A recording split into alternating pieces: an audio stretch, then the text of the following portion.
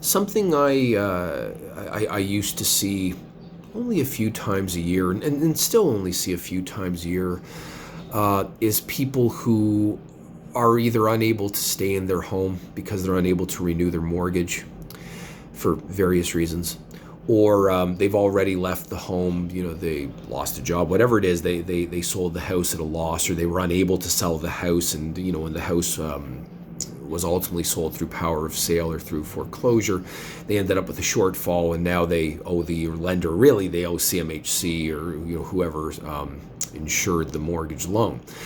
Every year I would see a few of those, but it was quite rare, and part of the reason was, well, if you live in the GTA, you know that prices have done nothing but go up for the last 25 years. Give or take. There have been a couple of hiccups, but nothing. I mean, there was a bit of a hiccup in 2017. Remember, there was a hiccup at the start of the year, but that hiccup's turned into a full-on belch, and now it's, I don't know what you'd call the next bodily function, but it'll get interesting. But in the last 2 weeks, I've seen more of these than I did all of last year. And it's a concern. There's plenty to be concerned about right now, especially as interest rates continue to rise, which I get off on a rant here, so I won't, but it's just baffling to me. No one will confuse me with being having a PhD in economics or anything like that, but I know a thing or two. And I know that normally you raise interest rates to cool a hot economy. Well, we don't have a hot economy. Prices aren't rising because everyone's making a fortune and things are just going up, up, up, up, up. No, we have a hot economy. We have high prices because we have ordinary demand and a shortage. We had supply problems. And raising interest rates, well, things are going to get very interesting for homeowners now, because if you're already very leveraged, not only are you having trouble keeping up, but now that your ordinary bills are higher, how are you going to keep up with the mortgages? That's a problem. If your mortgages come due and the value of your home has dropped significantly, as is the case with two people I've seen in the last week and a half, that's a problem. And if you are paying your mortgage and you're having no issues and you have a wonderful mortgage at 1.92%, but that's about to end and you're going to go into a mortgage at around 6%, give or take, that's a problem too. And the question is, what do you do about that? Well, this is a debt business, so I guess I'll talk on the unsecured debt side. Ultimately, if you're unable to keep the house and the house sells, well, what used to happen was the person would be unable to keep the house. They wouldn't be able to renew their mortgages. The mortgage company would trigger a sale, whether it's power sale or foreclosure. I won't get into the differences and stuff. But whatever the house would sell for, usually there would actually still be a bit of a profit. So the lender would get paid. Maybe if there was a second mortgage, that lender would get paid. And whatever was left over, if anything, would go to the original owner. Now, occasionally there would be what's known as a shortfall. The first mortgage company would get paid, but the second guy would come up a little short. Or, in the worst cases, both would come up short. In which case, the second mortgage lender wants his or her money. And the first mortgage company, well, they get paid out by CMHC in most cases because they're insured. And CMHC, or the other Genworth, let's say, goes after the former homeowner. Now that right there is unsecured debt. So a shortfall on a house is unsecured debt. It can be rolled into a proposal or a bankruptcy, and that's where we can certainly help. One of our specialties historically over the last 10 years, I say it with a smirk, but it's my job, is to help people stay in their homes as long as we possibly can.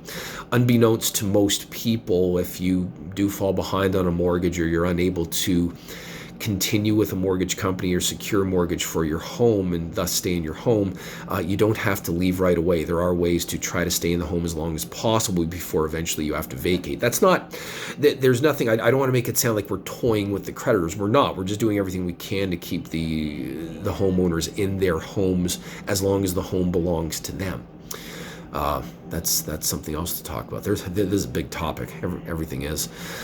But my greater concern, what I'm seeing now, is just how many people are, have been using their houses as ATM machines for the last 5, 10, 15, 20 years.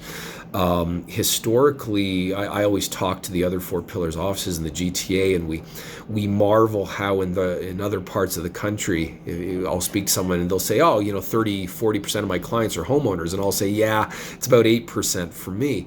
And the reason is, if people have had debts, and it's, and they own a home and they have lots of equity in that home, well, obviously they can just cash out on the home. Now that's ultimately, in most cases, it's a fool's game. You're just perpetuating, or you're postponing the inevitable and perpetuating the underlying problem, which is you can't afford your lifestyle in most cases, or something's happened to exacerbate the debt, whatever it is. But it's usually just, it's not necessarily a solution. There is the odd situation. And, my mortgage hat there, we can help there too, but I'm looking strictly on the restructuring side. In this case, boy, I'm pessimistic, and this is scary stuff. That sound you just heard is the collective groan of people realizing that their mortgage is going to end in X number of months, and when it ends, chances are they're going to be in a mortgage with an interest rate far above anything they ever imagined. So what's the point of this video other than just to be a major downer, I suppose, with a smile on my face? There's not much you can do about the interest rate. There really isn't. Central banks are going to do what central banks are going to do. And I can't explain what the governments are doing. I think it's absolutely asinine, but they don't seem to care what I think. I understand that. But if you are facing, having to leave your home and you're going to be stuck with a whole boatload of debt, that is something we can help with. It's not fun. Nobody wants to be in that situation. Nobody wants to leave their home. There are options to stay in the home, but they're not always pleasant. But I think the reason I did this, I want people to know that they're not on the hook necessarily. You're on the hook, but we can get you out of it. I think that's the underlying message. Every year we deal with people who owe the mortgage companies. There's unsecured debt, and we can help them out. They won't get it into a house right away because you got to start the whole process again. Down payment, getting qualified for a mortgage, having good enough credit, not great but good enough. It's a lousy situation. It's very unfortunate, and you would say to people, hey, the good times they won't last forever, but boy, quarter century, it's hard to convince someone that the good times will end eventually. We may just be there now. Sorry to be such a downer on a day like today. Just had to get the thoughts on video while I could. If you do know anyone who's struggling in this situation, or it's yourself, definitely give us a call. We'll do everything we can to possibly help. Try to find solutions to keep you in the home first. That's always priority number one. And if that doesn't work, make sure that you can transition to a different life with less debt and start building up your savings again. Have a good day.